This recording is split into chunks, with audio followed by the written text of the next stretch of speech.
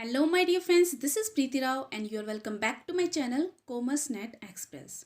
My dear friends, 1000 MCQ series में ये 20th session रहेगा आपके और इसके ऑलरेडी हम फर्स्ट से 19 तक ऑलरेडी करवा चुके हैं और इसके अंदर जो सिलेबस कवर किया है मैंने आपके सिलेबस के अकॉर्डिंग किया है, ठीक है, जो आपके पीजीटी टीजीटी का सिलेबस होता है।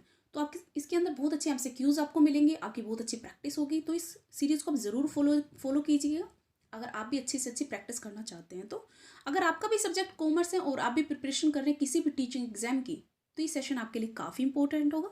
सो my dear friends, let's get started and the very first question is here, who is observed that a worker's behavior and sentiments are closely related। Question is saying कि कौन कहता है, इनमें से किसने कहा कि वर्कर्स का बिहेवियर और सेंटिमेंट क्लोजली रिलेटेड होते हैं। तो कहने का मतलब है, इसमें कहने का मतलब है कि एक हाउथर्न स्टडी हुई थी जिसके अंदर ह्यूमन रिलेशन, जो वहाँ का वर्क फोर्स होता है उसके ह्यूमन रिलेशन पर एक्सपेरिमेंट हुआ था। ओके, और उस फाइंडिंग में पाया गया कि जो पीपल होते हैं वर्क प्लेस के ऊपर, उनकी वर्क परफॉर्मेंस डिपेंड करती है उनके सोशल इश्यूज पर और जॉब सेटिस्फेक्शन पर। ओके, जो वर्क फोर्स होता है उसकी वर्क परफॉर्मेंस डिपेंड करती है उनके सोशल इशू पर और जॉब सेटिस्फेक्शन पर रेदर देन इंसेंटिव्स पर। ओके, तो ये किसने बोला था? ये किसने बोला था माय डियर फ्रेंड्स? क्या वो पीटर एफ ड्रकर ने बोला था, एल्टन मेयो ने बोला था, एफ.डब्ल्यू. टेलर ने बोला था, या फिर फिलिप कोटलर ने बोला था? अगर आपको पता हो कि ह्यूमन रिलेशन के ऊपर स्टडी किसने की थी या फिर हाउथर्न स्टडी किसने की थी, तो आप इसका आंसर बहुत इजीली दे सकते थे। The answer is Elton Mayo. इसके कुछ क्रक्स हैं, हम देखते हैं। यहाँ पे जो एल्टन मेयो थे उन्होंने एक रिसर्च की थी ह्यूमन रिलेशन के ऊपर। ओके, और ये कंडक्टेड की गई थी 1920 से 1930 तक। इसके कुछ क्रक्स हैं जिनके 4 एक्सपेरिमेंट हुए थे। यहाँ पे देखिए, फर्स्ट पार्ट जो एक्सपेरिमेंट हुआ था वो 1924 से 27 तक चला था और जो एक्सपेरिमेंट था वो था इल्यूमिनेशन एक्सपेरिमेंट। सेकंड था relay assembly test room study, 1927 से 1928 तक चला था। उसके बाद मास इंटरव्यूइंग जो थर्ड था। देखिए, इनके जो क्रोनिकली जो ऑर्डर है इनका लर्न कर लीजिएगा, क्योंकि ये पूछे जा सकते हैं कि ईयर के अकॉर्डिंग कौन कौन से एक्सपेरिमेंट हुए थे, ठीक है। मास इंटरिंग प्रोग्राम जो था वो हुआ था 1928 से 30 तक। एंड द लास्ट वन था, 4 एक्सपेरिमेंट हुए थे। इसका 4th एक्सपेरिमेंट था bank wiring observation room experiment, 1932। Okay, now the next question is second is here, repo reserve rate and repo rates are resorted by the RBI as a tool of। RBI हमारा central bank है, वो 2 tools use करता है, एक तो repo rate और एक repo reserve rate. Okay, 2 tools use करता है। किस लिए करता है ये पूछा है। क्या वो क्रेडिट कंट्रोल के लिए करता है, सेटलमेंट सिस्टम के लिए करता है, करेंसी मैनेजमेंट के लिए करता है, या फिर लिक्विडिटी कंट्रोल के लिए करता है? तो राइट ऑप्शन क्या होगा हमारा, लिक्विडिटी कंट्रोल के लिए। देखो, क्रेडिट कंट्रोल तो करता ही नहीं है। यहाँ पे जो हमारी होती है मेन, ये जो टूल होते हैं repo reserve and repo rate, ये दोनों ही टूल आरबीआई इकोनॉमी में, इंडियन इकोनॉमी में लिक्विडिटी कंट्रोल के लिए यूज करता है। कैसे करता है हम एक बार इनके क्रक्स देख लेते हैं। यहाँ पर एक रेपो रेट होता है, एक रिजर्व रेपो रेट होता है। रेपो रेट वो रेट होता है जिसके ऊपर central bank of India grant करती है लोन्स, किसको, कमर्शियल बैंक्स को। मान लीजिए किसी बैंक को उसने, सेंट्रल बैंक ने लोन दिया, तो उसके ऊपर क्या लेती है, वो इंटरेस्ट लेती है। तो वो जो इंटरेस्ट रेट होता है उसी को रेपो रेट कहते हैं। ये हमारा जो नॉर्मल बैंक रेट होता है, जैसे हम लोग जो पब्लिक है अगर बैंक से लेने जाती है उससे डिफरेंट होता है ये, ठीक है। इसके बाद आते हैं reserve repo rate. Reserve repo rate क्या होता है, जब आरबीआई कमर्शियल बैंक से लोन लेती है और जिस रेट ऑफ इंटरेस्ट पे वो लेती हैं तो उसको क्या कहते हैं, रिवर्स रेपो रेट। नाम से ही पता चल रहा है कि रिवर्स रेपो रेट, तो जब जहाँ पर कमर्शियल बैंक लोन लेते हैं सेंट्रल बैंक से, लेकिन यहाँ पर सेंट्रल बैंक ही लोन ले रहा है कमर्शियल बैंक से, तो जो रेट ऑफ इंटरेस्ट होता है उसी को कहते हैं रिवर्स रेपो रेट। पर्पज क्या होता है रेपो रेट का, fulfil the deficiency of funds. किसी बैंक के पास फंड्स की रिक्वायरमेंट हो गई है और उनके पास डेफिशिएंसी है, तो किसके पास जाएगा, आरबीआई के पास जाएगा। ऐसे ही अगर रिजर्व रेपो रेट कैसे यूज किया जाता है, क्यों यूज करता है आरबीआई, वो इंश्योर करने के लिक्विडिटी इकोनॉमी में, इकोनॉमी के अंदर लिक्विडिटी की सप्लाई कितनी हो रही है उसको कंट्रोल करने के लिए यूज करता है। रेट, जो रेपो रेट होता है उसका हाई होता है और रिवर्स रेपो रेट होता है वो कंपेरेटिवली लेस होता है। कंट्रोल की बात करते हैं, रेपो रेट यूज किया जाता है एज ए इन्फ्लेशन कंट्रोल करने के लिए, और जो मनी सप्लाई को कंट्रोल करता है वो रिवर्स रेपो रेट। फाइन। तो माय डियर फ्रेंड्स, यहाँ पे मैं आपको बताना चाहती हूँ कि जो मेरा टेलीग्राम आप ज्वाइन कर सकते हो चैनल, इसका लिंक आपको डिस्क्रिप्शन बॉक्स में मिल जाएगा। इसके अंदर मैंने जितने भी प्रीवियस ईयर पेपर हैं सभी इसके अंदर इसकी पीडीएफ डाल रखी हैं।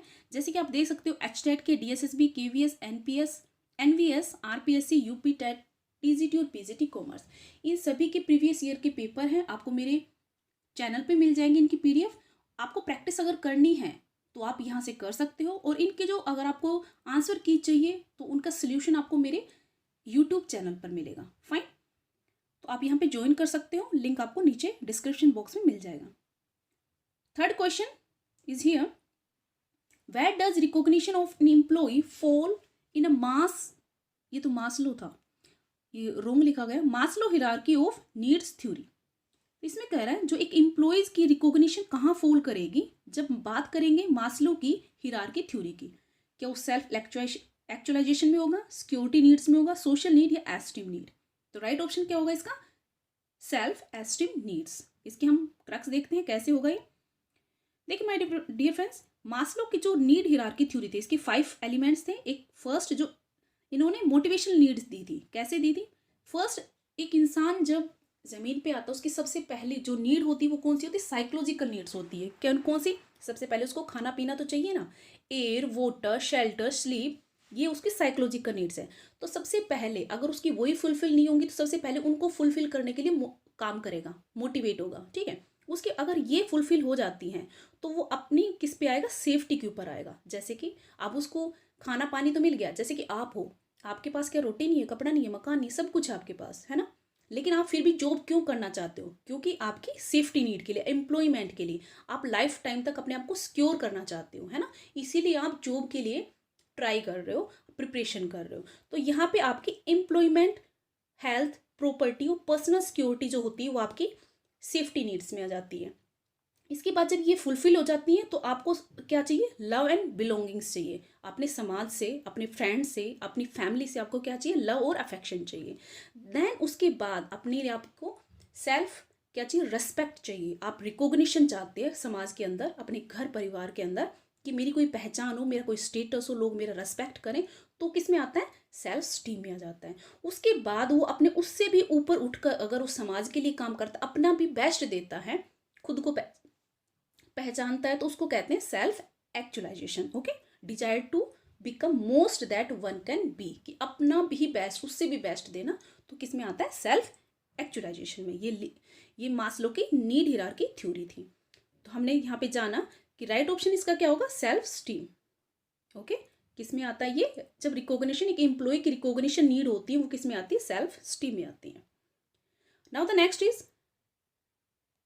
Doctrine of subrogation is related to. जो हमारा डॉक्ट्राइन ऑफ सैब्रोगेशन इंश्योरेंस से रिलेटेड है, तो ये किससे रिलेटेड है? फर्स्ट है जनरल इंश्योरेंस एक्ट 1971 से, इंडियन कॉन्ट्रैक्ट एक्ट 1872 से, the sale of goods act 1930 से, या फिर इंडियन कंपनीज एक्ट 1956 से। जब मैं बात कर रही हूँ डॉक्ट्राइन ऑफ सैब्रोगेशन, तो ये किससे? इंश्योरेंस से रिलेटेड है। तो ये जनरल इंश्योरेंस एक्ट 1971 काफ़ी इंपॉर्टेंट टर्म है, इसको लर्न कर लीजिएगा। ये होता क्या है ये हम देखते हैं। देखो, ये जो प्रिंसिपल ऑफ सैब्रोगेशन है ये क्या कहता है?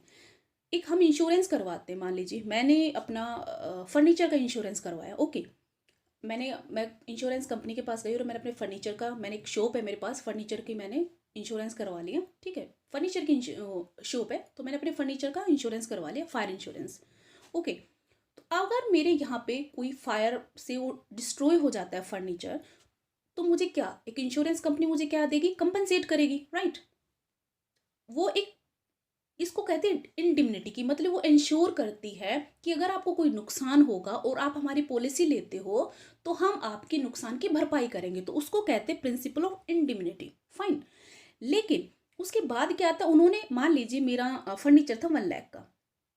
ओके, और 1 लाख का नहीं, 1 लाख का नहीं था, मेरा था 10 लाख का, लेकिन मेरा नुकसान सिर्फ 1 लाख का हुआ है। इंश्योरेंस कंपनी ने मुझे 1 लाख रुपीज़ दे दिए, मेरा कंपनसेट मुझे कर दिया।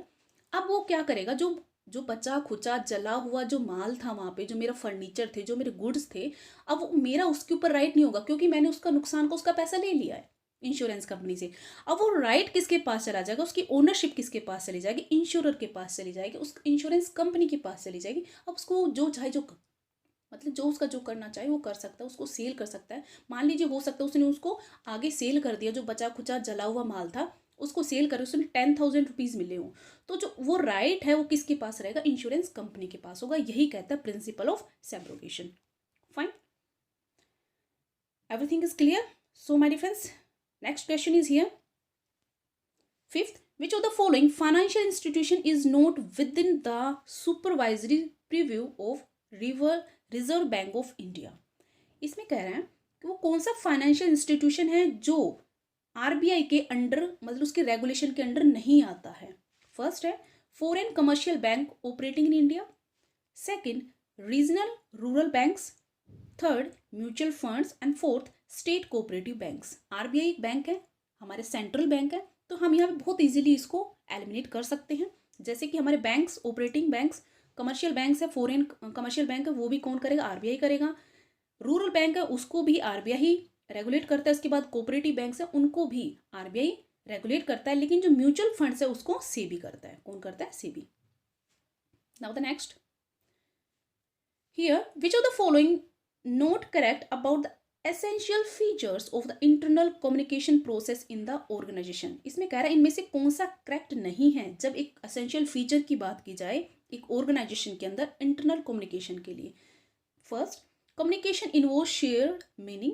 हम लोग कम्युनिकेशन यूज करते हैं मीनिंग शेयर करने के लिए, मैसेज शेयर करने के लिए। Second, communication involve people. जो कम्युनिकेशन होता है लोगों के बीच होता है, उसके अंदर लोग जो पीपल होते हैं वहाँ पे इन्वॉल्व होते हैं।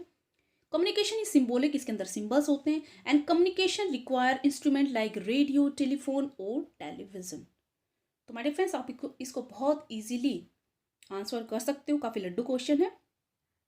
यू कैन सी हियर कि सब बिल्कुल करेक्ट है। As you can see like हम लोग एक कम्युनिकेशन, उसके अंदर हम किसी से बात भी करते हैं तो किस लिए करते हैं, हमारा कोई मैसेज होता है, ओके उसमें कुछ मीनिंग होता है, उसके अंदर पीपल इन्वॉल्व होते हैं, डेफिनेटली होते हैं, कुछ सिंबल्स भी होते हैं, बिल्कुल होते हैं, चाहे वो लैंग्वेज का हो, गेस्चर का, कोई भी सिंबल हो सकता है, ठीक है, राइटिंग का हो, कुछ भी, उसके साथ सिंबल्स भी होते हैं। लेकिन ऐसा किसी भी ग्रंथ में नहीं लिखा हुआ कि आप सिर्फ कम्युनिकेट करोगे तो इन इंस्ट्रूमेंट से कर सकते हो, रेडियो, टेलीफोन, टेलीविजन, बात करके भी कर सकते हो, राइटिंग से भी कर सकते हो, है ना। तो ऐसा तो कहीं भी नहीं लिखा हुआ कि सिर्फ रेडियो, टेलीविजन या टेलीफोन से ही कम्युनिकेशन कर सकते हो। तो हमारा रॉन्ग आंसर क्या होगा, fourth. Now the seventh, which of the following is not normally paid from the working capital. Question is saying इनमें से नॉर्मली हम क्या पेड नहीं करेंगे, किसकी पेमेंट नहीं करेंगे, वर्किंग कैपिटल में से। वर्किंग कैपिटल हमारी करंट कैपिटल होती है, तो उसके लिए हम किसकी पेमेंट कर सकते हैं, तो हमारी करंट की लायबिलिटीज होती हैं उनको हम एक्चुअली पेमेंट कर देते हैं। कंपनी है या एक फर्म है, वो अपने वर्किंग कैपिटल से करंट लायबिलिटी का पे कर देती है, लेकिन लॉन्ग टर्म को नहीं करती है। जैसे कि यहाँ पे देखते हैं payment of wages, payment of ways कर सकती है। पेमेंट टू क्रेडिटर्स, क्या जो हमारे क्रेडिटर्स होते हैं वो शॉर्ट टर्म होते हैं, yes.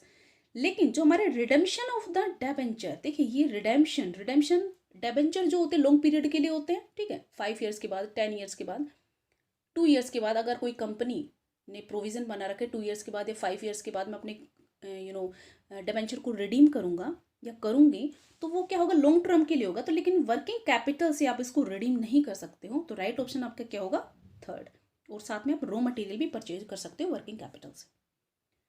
Now the 8th question is here, modern motion study technique founded by. जो हमारी मॉडर्न मोशन स्टडी टेक्निक थी, ये पहले मैंने इसको डिस्कस किया था, ये फिर दोबारा से आ गया। तो ये किसने फाउंड की थी, F.W. टेलर ने, गिलबर्थ ने, गैंट ने, या फिर साइमन ने, हर्बर्ट साइमन ने। तो किसने की थी, देखो जो मोशन स्टडी का मतलब है कि जो मॉडर्न टाइम में जो हम मोशन होता है एक फर्म के अंदर, जो यहाँ पे वर्क फोर्स है, जो पीपल है वहाँ पे, उनका मूवमेंट हो रहा है, या फिर हैंड्स का मूवमेंट है, या फिर एक प्लेस से दूसरी प्लेस पे उनको जाने का मूवमेंट है, उसकी जो टेक्निक्स थी वो किसने बताई थी, गिलबर्थ ने बताई थी। ओके, किसने बताई थी, गिलबर्थ ने। हम देखते हैं यहाँ पे कैसे था। जो गिलबर्थ थे उन्होंने उनको कंसीडर किया जाता है as a modern motion study technique के फादर। ओके, उन्होंने डिफाइन किया था study of the body motion used in performing an operation for the purpose of the improving the operations by the, कैसे कैसे, एलिमिनेट करके अननेसेसरी मोशन। मान लीजिए ज़्यादा मूवमेंट करेंगे, ज़्यादा मोशन होगा एक जगह से दूसरी जगह का वर्कर्स का, तो उससे थकावट होगी, है ना, वो उतनी एफिशिएंटली वर्क नहीं कर पाएंगे। एक ही जगह पे उनके पास माल भी मिल जाएगा, मशीन भी मिल जाएगी, टूल्स भी मिल जाएंगे, तो अच्छे से काम कर पाएंगे। उनको एक छोटे से काम के लिए थोड़ी दूर जाना पड़ता है, फिर थर्ड मशीन पे जाना पड़ता है, फिर फोर्थ मशीन पे जाना पड़ता है, या फिर कोई और टूल्स के लिए कहीं और जाना पड़ता है, दूसरी बिल्डिंग में जाना पड़ता है। तो उससे क्या होगा, उसकी थकावट होती है, साथ में टाइम भी ज़्यादा कंज्यूम होता है, और जो कॉस्ट आती है वो ज़्यादा आती है। फाइन। तो ये किसने बताए थे, मोशंस के ऊपर जो स्टडी की थी वो की थी मॉडर्न मोशन की स्टडी थी, गिलबर्थ ने की थी। Okay, so next question is here, that is 9th, when debenture are redeemed, जब मान लीजिए इसमें कहना है जब डिबेंचर को रिडीम कर दिया जाता है, जो बैलेंस बचता है, the balance left in debenture redemption fund account is transferred to. देखिए, एक कंपनी क्या होती है, डिबेंचर इशू करती है, इशू करने के लिए वो क्या करती है, एक टाइम पीरियड होता है फिक्स कि इसके बाद उसका एक 5 ईयर्स के बाद या 3 ईयर्स के बाद इनको रिडीम कर दिया जाएगा। तो उसके लिए क्या करती है, वो पहले से ही प्रोविज़न बना लेती है, अपनी रिजर्व बना लेती है कि जो उनका प्रॉफिट का कुछ हिस्सा असाइड रख देती है। असाइड कैसे रखेगी, भाई जो भी प्रॉफिट आता रहेगा उसका कुछ हिस्सा उसमें डाल देगी कि जो टाइम आएगा, जब रिडीम करने का टाइम आएगा, तो एकदम से लमसम अमाउंट कहाँ से आएगा, तो अपने प्रॉफिट का कुछ हिस्सा उसके अंदर डालती रहती है एवरी ईयर, सो दैट जब रिडीम करने होंगे तो वो क्या करेगी, वहाँ से वो रिजर्व में से पैसा निकाल के, अमाउंट निकाल के अपने डिबेंचर होल्डर को दे देगी। फाइन। तो उसके लिए कह रहा है कि अगर इन केस डिबेंचर है रिडीम कर दिए गए हैं और उसके बावजूद भी आपका रिडेम्पशन रिजर्व फंड है उसके अंदर अमाउंट बच जाती है, तो उसको कहाँ ट्रांसफर करेंगे, भाई साहब वो प्रॉफिट से ही निकाली गई है, तो ऑब्वियस ही बात है जर्नल में जाएगी, है ना। तो कहाँ जाएंगे वो, डिबेंचर रिडेम्पशन इन्वेस्टमेंट अकाउंट में, डिबेंचर अकाउंट में, कैपिटल रिडेम्पशन रिजर्व अकाउंट में, या फिर जर्नल रिजर्व में। तो क्या होती है हमारा जो प्रॉफिट कहाँ ट्रांसफर करते हैं हम लोग, अपना जर्नल रिजर्व में। So that right option is 4th without any doubt. Now the next is 10th, purchase power parity theory was given by, ये बहुत इंपॉर्टेंट टर्म है जो हमारी purchase PPP triple P theory है, इस नाम से भी आ सकती है कि ट्रिपल P थ्योरी किसने दी थी, या परचेज पावर पैरिटी थ्योरी किसने दी थी। ये हैबलर ने दी थी, JS मिल ने दी थी, JS मेडे ने दी थी, या फिर गास्तव कासेल ने दी थी। तो राइट ऑप्शन इसका क्या होगा, 4th गास्तव कासेल। होती क्या है ये देख लेते हैं। जो परचेजिंग पावर पैरिटी क्या होती है एक्चुअली, ये प्राइस डिफरेंस होता है किसी कंट्री के बीच में, स्पेसिफिक गुड्स की कंपेयर करते हैं हम एब्सोल्यूट परचेजिंग पावर। जैसे कि मान लीजिए हम अपने अमेरिका और उसकी बात करते हैं, इंडिया की। जैसे कि हमारे इंडिया का एग्जांपल दे रही हूँ जस्ट, इंडिया का जो 1 रुपी है, नहीं सॉरी $1 जो है अमेरिका का, वो हमारे इंडिया के 70, हालांकि अभी तो चेंज हो रखा होगा इसका, 70 रुपये के इक्वल है। ओके, लेकिन वो कह रहे हैं कि परचेजिंग पावर का मतलब है कि आप $1 से कितना, $1 के अंदर कितनी परचेजिंग पावर है, कितना सामान खरीद सकते हो, और 70 रुपीज़ के अंदर कितना सामान खरीद सकते हो, उनकी पावर के ऊपर बात कर रहा है। तो यहाँ पे कहने का मतलब है कि जो, लेकिन वो कह रहा है इसमें कंडीशन ये होती है कि सेम गुड्स होनी चाहिए। ऐसा नहीं कि एक वहाँ पे $1 में आप बर्गर की बात कर रहे हो, लेकिन यहाँ पे आप एक कोल्ड ड्रिंक की बात कर रहे हो, नहीं कि तो सेम गुड्स होनी चाहिए। एक बर्गर मान लो जो अमेरिका में है वो आ रहा है $4 का, ठीक है, और एक इंडिया में जो आ रहा है वो आ रहा है, हो सकता है 35 रुपीज़ का।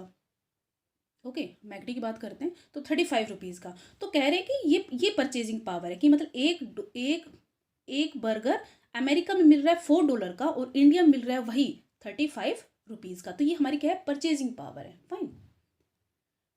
Okay, the next and last question is here, और ये आपका रहेगा होमवर्क। बहुत अच्छा क्वेश्चन है ये, इंश्योरेंस से रिलेटेड है। The policy that insures all other risks which are not covered under any other policy is, ऐसे कहते हैं ऐसे इंश्योरेंस रिस्क जो किसी भी अदर में इंश्योरेंस पॉलिसी उसके अंदर कवर नहीं होती, तो वो कहाँ जाते हैं, कौन सी इंश्योरेंस पॉलिसी उसको कवर करेगी, general insurance policy, umbrella policy, residual insurance policy, या फिर 1 and 3, या फिर 5th, नन ऑफ दीज। तो ये आपका होमवर्क रहेगा इसका, मुझे आंसर प्लीज़ कमेंट बॉक्स में ज़रूर दीजिएगा। So my dear friends, this is the end of the today session. Thank you so much, good luck, good bye.